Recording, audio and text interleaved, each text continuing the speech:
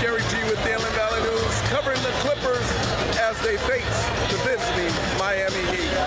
Well, the Clippers come out and fall short in this contest. Stay tuned for video and interviews to follow. Doug, can you address the fact that this was a back-to-back and the energy factor may have played in? What did that play into this game? I don't know. Listen, I'm sure it could have played some. Miami's been here for 3 days, and I was hoping the city of LA would do a better job in getting them tired, and that didn't happen tonight. So they're here for 2 more. I think they play the Lakers on Sunday. I've never seen that schedule before, but so what? Like, we're going to catch somebody else that played the night before, and it's just part of our league. And our bench played great. So, when Jamal doesn't score, that affects our whole team. He's part of points that you consider, that you assume you're going to get every night.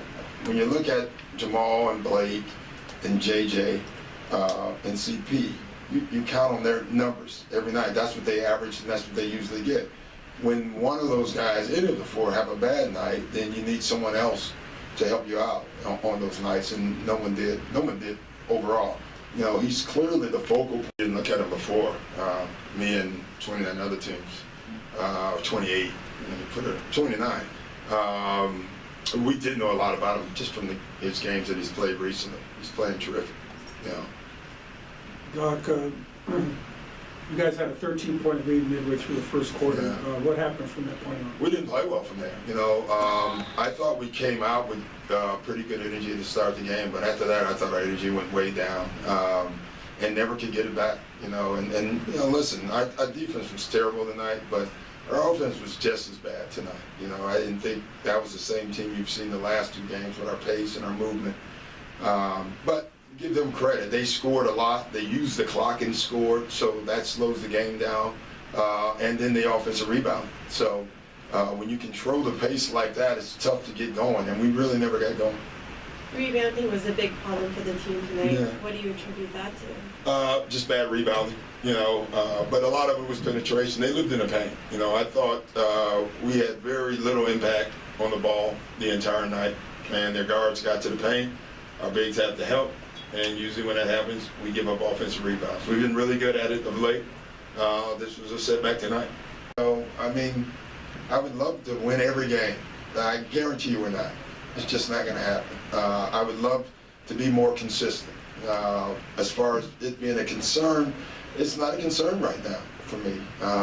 Right now, we've been up and down, and you just got to keep, my job is to just keep coaching. I don't sit and worry. I keep coaching, and that's what we have to do. You talked about the pace being off. Is the spacing off too offensively? Today it was. Yeah, it hasn't been. Space was pretty good. I thought everything was off today. Our execution was not very good. Even out of timeouts, we scored a couple times out of timeouts. I can tell you it wasn't from execution. So we just had one of those nights. Homestand 6-3. How do you feel overall about that? No, that's not what we were expecting. It is what it is, but now we got to go on the road, go to Portland. Very tough place to play, and try to steal some wins there. We were hoping to be a lot better on this home. Chris, how would you assess the defense and the offense? Doc said the offense as well was having much difficulty, whereas yesterday you guys were dynamic with everybody hitting double digits, a lot of players. Today I think we missed a lot of shots that we could have made and we should have made. Yesterday they were going in, and today it was a lot of easy ones. A few pull-ups, myself, JJ, and stuff like that. But we scored enough points to win. I think our defense just needed to be better. What about the energy factor? How do you guys feel? It's a back-to-back. It was cool. We came out up 19-6. So you can't say that was the case. It just goes back to defense. With LeBron no longer there, is it as simple as just needing to stop Chris Bosh, and you weren't able to do that today? How LeBron got anything to do with this? Well, Chris is the guy you focus on. Right? And D-Wade, So CB had a great game. D-Wade was finding guys early. I think that's how Whiteside got a lot of his points. But they didn't play 30-some games now without Braun, so they know. The 19-6 lead, and you guys looked great. And then what changed after that? Our defense sort of let up. We were scoring pretty effortlessly. I guess we thought it was going to be like that all game, and they found a pet play and they stuck to it, and we were having difficulties. Is that kind of how this league works? You can get momentum for a day, 2 days, and then just sit and play or something? Yeah, All of a sudden it can just go this away. league is all about consistency.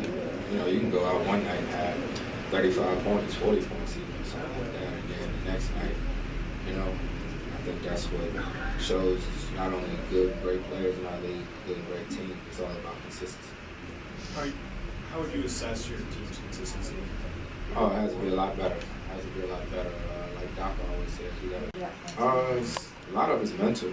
You know, it's just commitment. We gotta commit to doing the things that we're supposed to do.